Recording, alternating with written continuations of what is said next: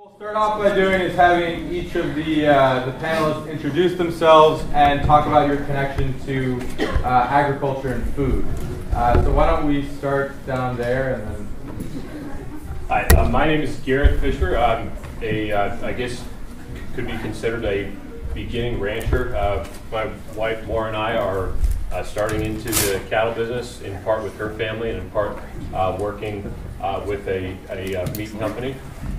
We take care of cattle here in the East Bay Hills, and we've been working for other people as we grow our own operation, and it's the only wife I think we've probably met. Name of the meat company? It's BN Ranch, so it's a company founded by Bill and Nicolette Hahn-Niman. I'm Maura. I'm Maura Fisher. I grew up around cows and really happy to be around here and looking forward to learning and what you guys want. We're going to produce beef and we're in business, I guess. My name's Lynn Huntsinger. Has anyone ever had one of those dreams where you wake up and you have a whole bunch of people? I'm a professor in environmental science policy and management here in Berkeley, and my specialty is range ecology and management, and I mostly work at the intersection of conservation and rangeland livestock production. My name is John Wick. I'm a rancher in Marin County. I have a 540-acre ranch. I use a herd of borrowed cows. I don't actually own any. I own one, and we can talk about that later. But I'm using these cows as a management tool to promote the native perennial grass system. And we're collaborating with UC Berkeley and Lawrence Berkeley National Laboratory to look at the base of the food chain in terms of microorganism populations in our soil system. And we're exploring management strategies to see whether or not, in fact, we can sequester atmospheric CO2 at increased levels in the soil, in addition to enhancing water function in the soil systems and increasing forage production. And it's interesting to me. I actually came to this, I backed into this. I was an environmentalist before I started this enterprise. And I thought cows were really bad for the environment. In fact, when we bought our ranch, I kicked off all the cows and took down all our fencing. A little louder. Okay. I was a leave-it-alone wilderness enthusiast, and I removed the cows from the ranch when we bought it. I tore down our fences, and then watched a wholesale collapse of my ecosystem because I'd removed a very important event from that system without understanding it. And I had the good fortune to start interacting with a PhD rangeland ecologist, one of your students, Dr. Jeffrey Creek, who advised me that actually this system needed to be grazed, and we could potentially do it as a strategic event for the benefit of the system rather than just focusing on the animals. So I bring 250 cattle on my ranch, and in 5 weeks I moved them 65 times, and we've seen a complete change in our ecosystem. We've shifted over to the native perennial grass system without planting a seed. The seeds are in the seed bank, and I'm seeing the wilderness that we actually started out seeking, and it actually has arrived coming through the back door. I'm also involved with Lawrence Berkeley National Laboratory, and we're actually composting human waste right now on my ranch, working with the Marin County Health Department, the Bolinas Public Utility District, and the College of Marin, and working with thermophilic bacteria. And this is typical of our whole management philosophy on the ranch. We try and create the ideal or optimal conditions for populations to thrive. And in the case of composting, we're merely creating the ideal conditions for thermophilic bacteria to thrive, and they do. And in doing so, they achieve tremendous temperatures and destroy pathogens. So we're very excited about that project. I could talk on and on, and I don't have that problem. But. My name is Nicolette Hahn-Niman. I was actually filmed for this movie, but I ended up at the cutting room floor. But my son was in there a few times. With That couple really Brandon cute baby with the big cheeks. That was and also our pots in the kitchen. But anyway, so I've been involved with this movie since the beginning, and I'm actually also, my background is as an environmentalist. So I started out, I'm a biology major in college, and really interested in the environment. I ended up working as an environmental lawyer, and I was charged, my boss was Robert F. Kennedy Jr., and I was charged by him to work on the problem of pollution from livestock production in this country, because it was a huge issue that was not really being addressed by the other environmental groups, and not really in any systemic way, national way. And the Environmental Protection Agency and other regulatory agencies weren't addressing it very well. And so I began working on this, and also had kind of a lot of skepticism about whether we should even be doing so much animal agriculture in this country.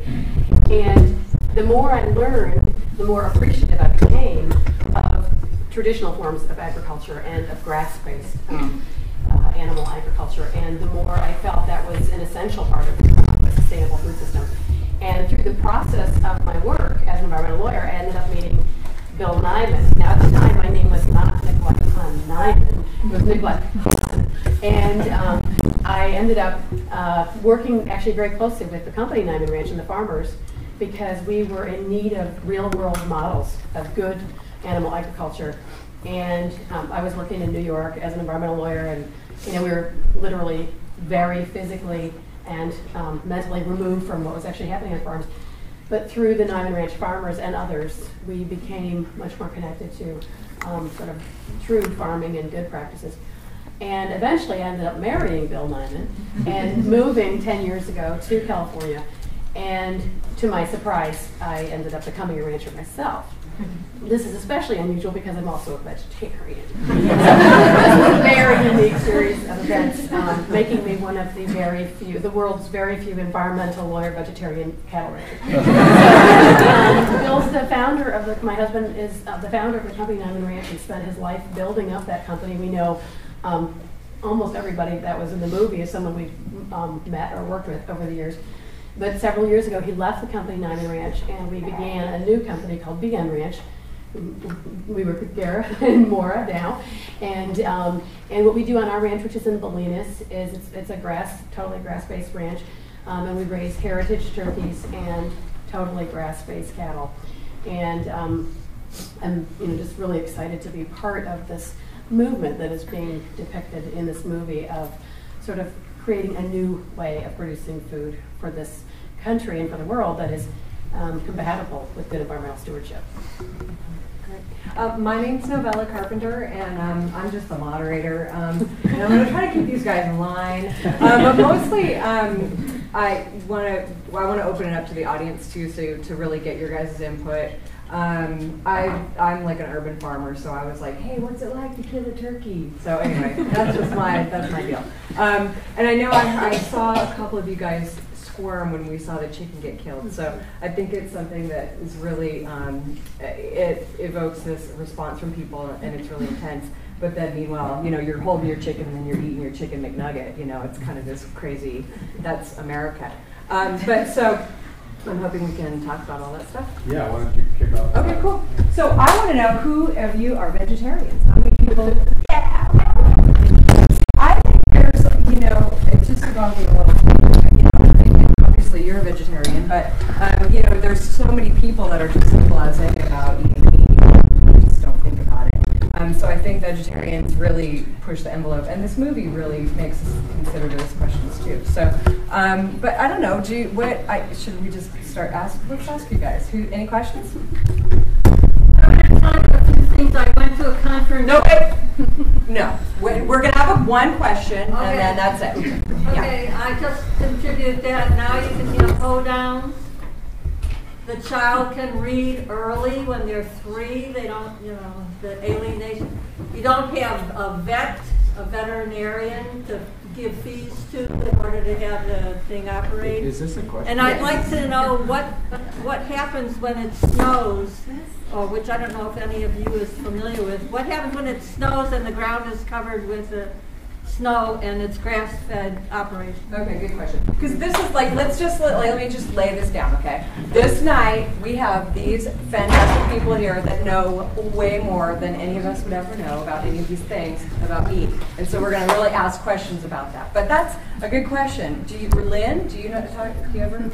Well, in a lot of, it depends on how much snow there is. So in a rangeland production system out on the desert or places like that, cows can eat grass even though there's some snow on the ground. But also grass-fed often includes feeding some dried grass or dried hay, and that's the way that people have supported livestock through the winter all over the world is by cutting the grass during the growing season and then drying it and storing it and then feeding it to them later. Ruminant animals in particular are remarkably good at using that kind of forage and converting it into protein. Can I just add the positive element of labor-intensive behavior, where we're all out on the land helping each other, and you don't do 24/7. You do like 4 hours a day, and you play the fiddle, and you really do, live. Yes. Okay. I wish I played the fiddle. Mr. Wick, which is about what you said about turning cattle loose a second time on your land and finding that the native grasses came back because they were in the seed bank. But I don't quite understand, because the native grasses in West Marin mostly disappeared well over 100 years ago, or over a period of time in the last 100+ years. How are these seeds still in the seed bank if they've been gone so long? Well, I don't think they went anywhere. And we were really hard pressed to identify what native population we had. We actually had David Ami come over and hike through the whole ranch, and he found traces of a coastal prairie system. We didn't know what that meant even. I'm really having trouble hearing you, and I so Could you much come up? want to. Would you like to sit here just sit nicely? closer. But you have a nice loud voice, I have to say. There's other people here that also. Yeah, we'll try. I'm sorry. So I can repeat everything. Mic check. It worked. So different than, and I actually have haying operations on the ranch, but what we tried to identify was the ancient pattern of herbivore impact on the system. And there's some evidence that it was a large herd of elk, of pronghorn antelope, and deer that moved through the system following that moment of fertility after the rainstorm. So we time our grazing event to the end of March, early April. I usually wait until I see the bliss swallows arrive, because they love the flies that come with the manure. It seems to be a good fit. By doing that, and by never leaving the animals on an area or paddock of grass more than 3 days, moving them regularly, within 5 weeks I moved the herd through the whole ranch. And as a result of that, without planting a seed, what we've seen are plants appearing now on their own. And it works. Does that make sense to you? Wait, Lynn has something. I'll just build on that. I think you would be hard pressed to find a grassland in California that hasn't been cultivated or plowed that does not still have some remnant populations of native species. They're mixed with these species that came here from all over the world, but they're still generally there. And It's just how to bring them out to add prominence on to that. is what John's talking So about. what we actually targeted the specific grasses we were interested in. It was Danthonia. So we studied Danthonia and found out when it would be optimal to graze in. And we recognized that the exotic oats that were mostly covering the landscape, if we waited till the seeds were just setting on those and then introduced the cattle, we would set the oats back, and that would provide sunlight to the Danthonia. And by adopting that strategy, we've actually created phenomenal habitat for our ground nesting birds, and it's just a cascade of benefits. It's really exciting. Oh gosh. Okay. You in the front, sorry. Yeah. Yeah, for small producers who work with ruminants, in the coming 10, 20 years, how do you think small producers will be able to deal with the challenges of getting local abattoirs and then cheap, dependable providers of organic alfalfa? I think that's Nicolette. I don't know, you're looking right at Gareth. I know, right? Did you want Gareth to answer that? Anyone. I'm happy to take a stab at it. Go ahead. And I'm glad you asked it. It's a great question, and it's very timely because these discussions are happening, across California and across the country. The bottleneck is processing for a lot of people who have 50 cows. The average American cow herd is somewhere in the 40s, I think, and so if they want to bring a few animals to market at a time, how do they do it? How do they do it affordably? How do they set up a relationship with a USDA certified processor who can then cut to specifications, and then that meat can be distributed? There's a lot to be said. I wonder about co-ops. There's a lot to be said for scale, and scale doesn't necessarily mean big corporate, capitalistic, multinational Dilbert cubicle kind of thing that Joel Salatin was talking about. But the idea of being able to pool animals, the industrial transportation system is set up by the truckload. And if farmers and ranchers can work by the truckload in terms of quantity of animals, that allows them to access a system that's in place and allows them to have just a little bit more leverage with processors. And then organic alfalfa, what do you mean about that? Well, alfalfa costs a crazy amount of money. It does, and so whenever possible, don't buy it, I guess. As far as so I think you probably are thinking about how to feed animals over the winter, or how to supplement their feed. If ever possible, keep an animal on pasture, and this is certainly what we do at BN Ranch. And the western U.S. and take California and Nevada for example. Nevada is a great place to produce a young calf that can come up 400 or 500 pounds. And just when Nevada is getting cold and snowy, that calf can be brought over to California, where it's lush and green, and that animal can continue to grow. So that in sort of working with nature's cycles that way. So could I expand on that one point? Yeah. So alfalfa is an interesting thing. We spent a lot of our resources at first fighting woolly distaff, which was a dominant invasive that appeared when we removed grazing. And we read an article about Kathy Boat from Colorado who trains cows to eat weeds, and we brought her out. We had to analyze our morning process in alfalfa. And cows actually can learn to eat it quite quickly for very little money. Wait, how do you train a cow to eat a weed? You just it costs less than $100. Salad dressing. Can you do it online? I think is what she's saying. So to answer your question, go to livestock for landscapes. And there's a complete. Wow. They work. Oh, okay. It works quite well. Huh. Cool, that's awesome. Wait, you guys, don't forget Graham is here. He made a movie that includes your ads, right? So if you have questions for the filmmaker, please chime in. You in the back with your, no, you, yeah. Okay. I was wondering for the average consumer, what can we do to help, going to the supermarket, what should we look at other than organic, what labels, stuff to help farmers like you to flourish, I guess. Graham, do you feel like you can answer that? I mean, you have well, sure. I mean, I guess I would say that don't go to the supermarket. I would go to the farmer's market and plan your week around it, and then meet the farmer that raises your food, and have that conversation. It's a really wonderful conversation, and then plan your next week around going out to the farm. And getting more connected to your food. It's something that just it's something that we all sort of yearn for, is to understand something. And I feel like in our culture, so many things in our day-to-day existence we don't understand where they come from. Like the chairs or the podium. I feel like we're disconnected from so many things, from our computer screens. Where does that come from? We don't really know the origin of things. And I think that with food, it's a much easier origin story. You can actually learn where the food comes from and enjoy that story. And then as you're eating, share that story with the people that you're eating with. So I wouldn't go to the supermarket to start. I would go to the farmer's market to start there. Just to chime in too, I think that cooking is really important, and we didn't really talk about it, but we're always like, steak, big ass pieces of meat, the roast.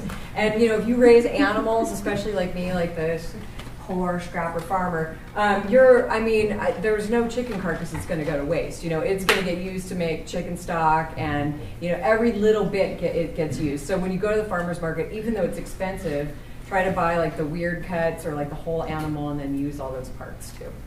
Okay, you in the back in the red. Yeah, you. Because I don't know if that's red. I heard in the film. I heard some discussion of industrialized farming and its history, but I didn't really hear you address the sort of basis in capitalism that is the genesis of that kind of farming.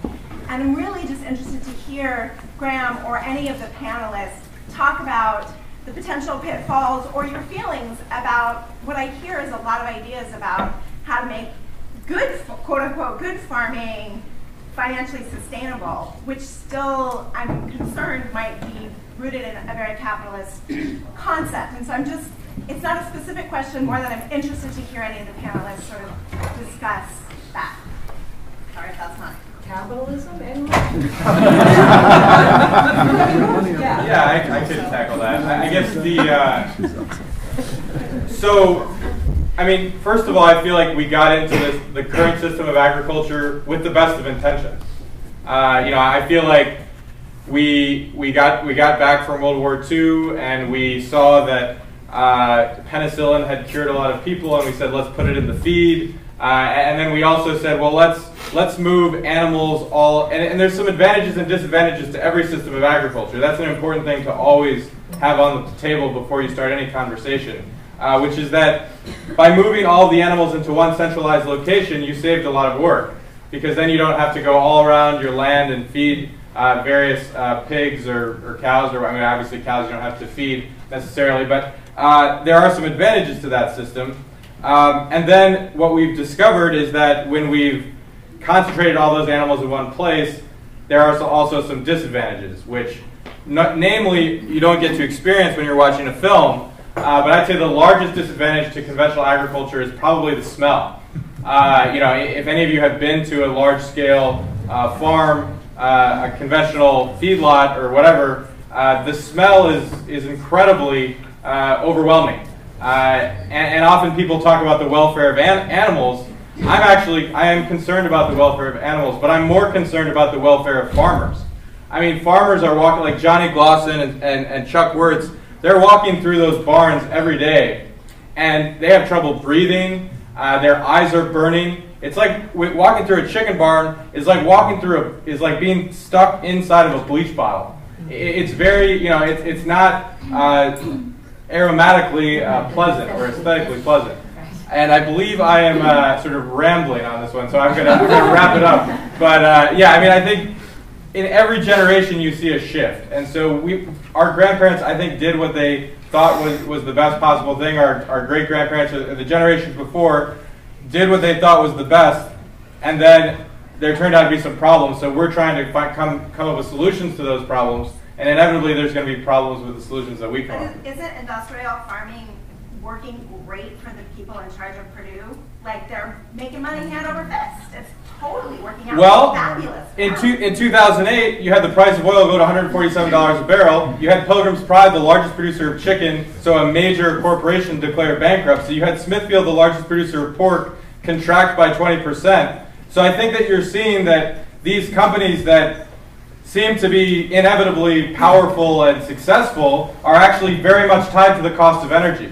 And so as the cost of energy goes up, you're going to see a lot of challenges that they're going to have to face because their system is centralized and requires a lot of money for energy. Yeah.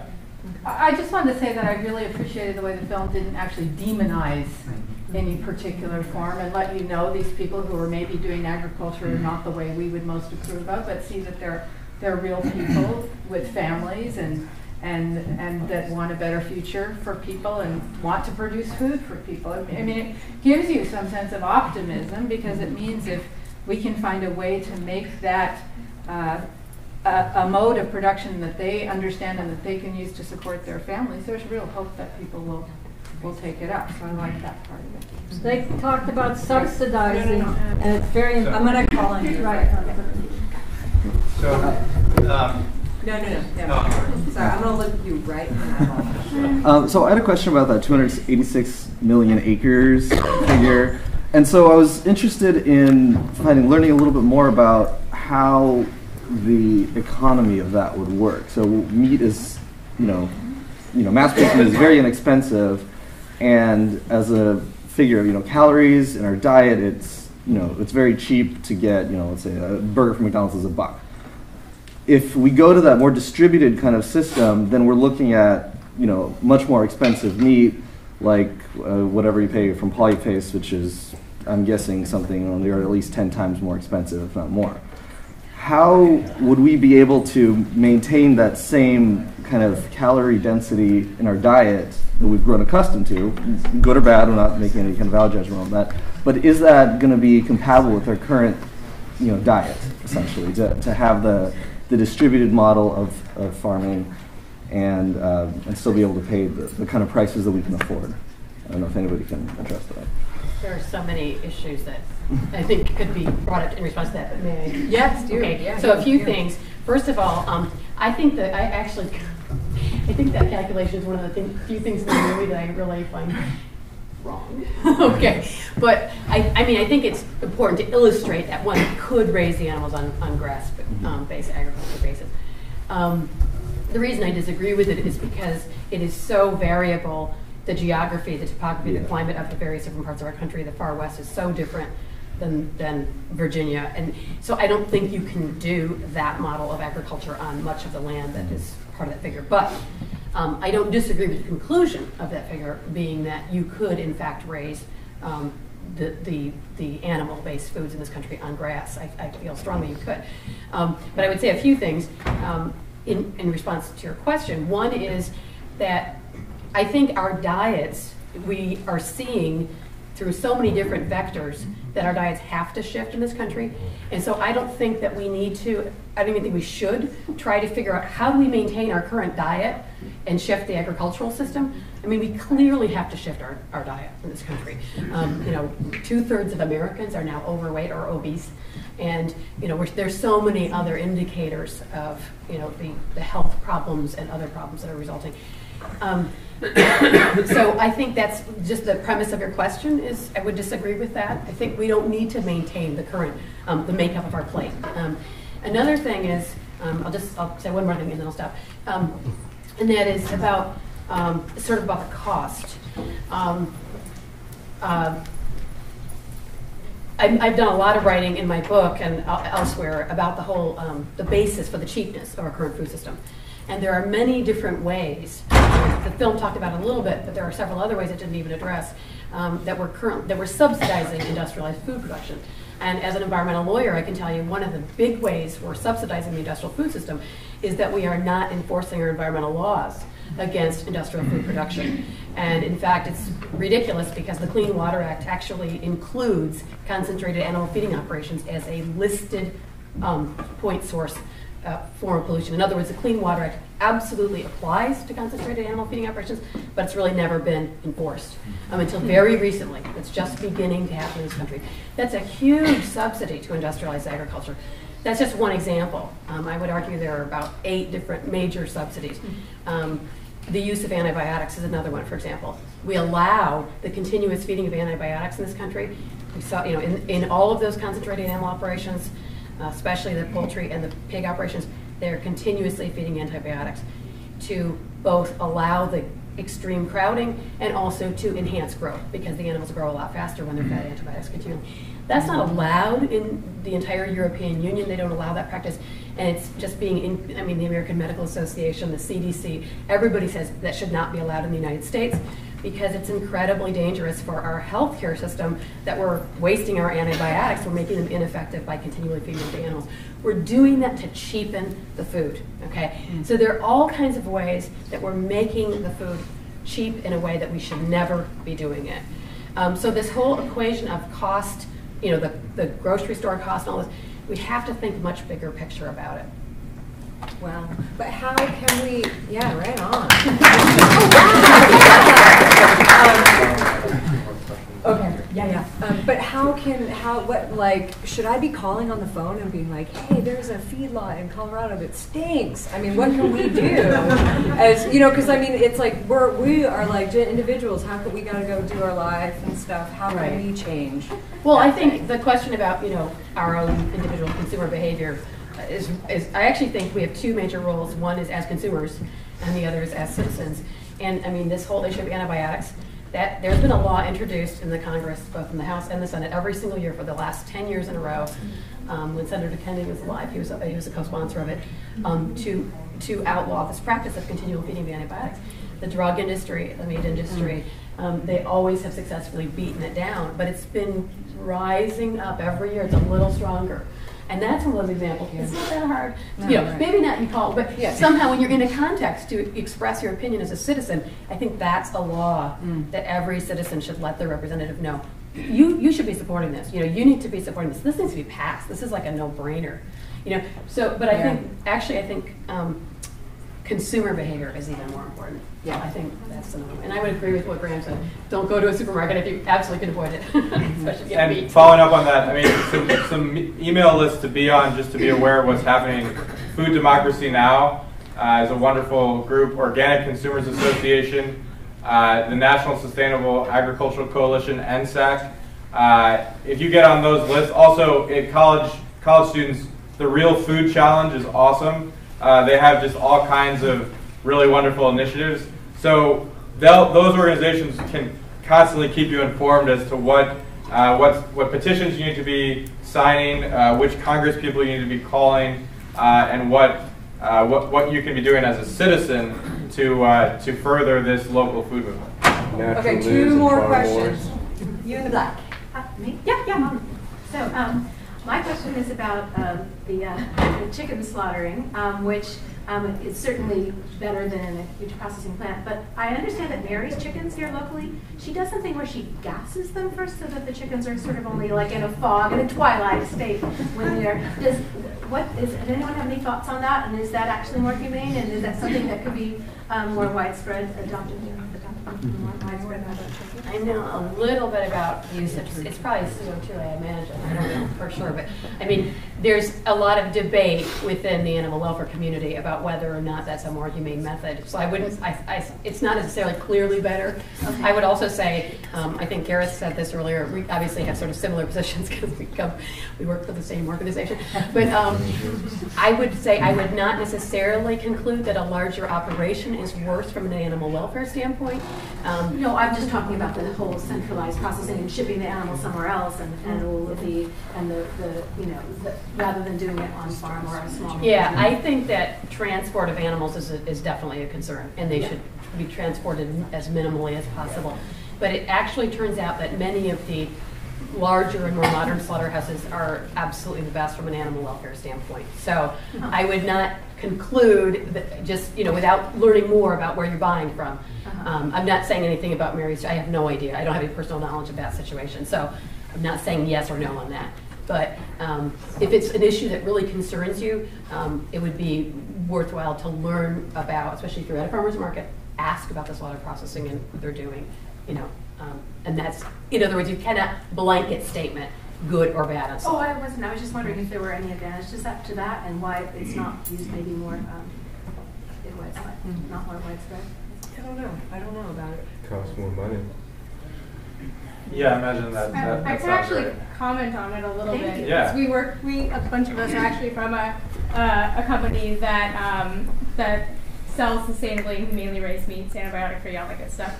And one of the hog farmers that we work with, who's actually featured in another film with Joel Salatin, he actually does not approve of the gassing method because the animals, he believes, do realize that they're suffocating, and so he's seen like scratch marks on the wall. It's from his standpoint, he says no. Right. It's definitely not clear cut. Great. Awesome. Okay, this is the last one. It's going to be him. Yep. My family owns several small farms. My cousin's my age in Oregon, and I'm trying to start a new one in Washington in the Woodland area. And the question is, amongst ourselves, we'll have like big family reunions with 60 people and friends, and we'll share goat cheese and meats. And there's like a lot of question about whether or not, the butchering process is extremely expensive. The certified butchering, the certifying of the dairy product, and we generally don't do that. I mean, except for in certain instances when there's a local farmer market, there's a couple of us that do. The question is what are the legal boundaries when you're in a community that's isolated or the outskirts, and you're sharing product with the community? Is that illegal? I mean, I've heard there's a story of an inspector that didn't have a warrant and tried to get some people on charges, and then it didn't matter. But is it illegal to sell product on a community basis without the certification process, without the certified butchers? Okay, wait. So I got an idea. Graham's going to talk about Joel because Joel hates those guys, and then Nicolette's going to talk about legality because she's a lawyer. Yeah, I think Joel, or I mean, the whole libertarian perspective would be that obviously that you don't need regulation. I mean, I guess it's more of a legal question, but from what I understand, it's different state to state. and also, usually if you're not selling, usually you're pretty much in the clear. That's what I think. But it's only defined as shipping. If somebody comes onto your property, you're sharing financially, you're sharing in local resources. Is selling defined by shipping and packaging? Or is it defined by somebody shows up at your house, It's definitely, first of all, it's true if you're not selling the product, there's essentially, it's much laxer. I think it's essentially you can give anybody anything you want, pretty much. It's pretty much state controlled, so it's very different probably in Oregon and California.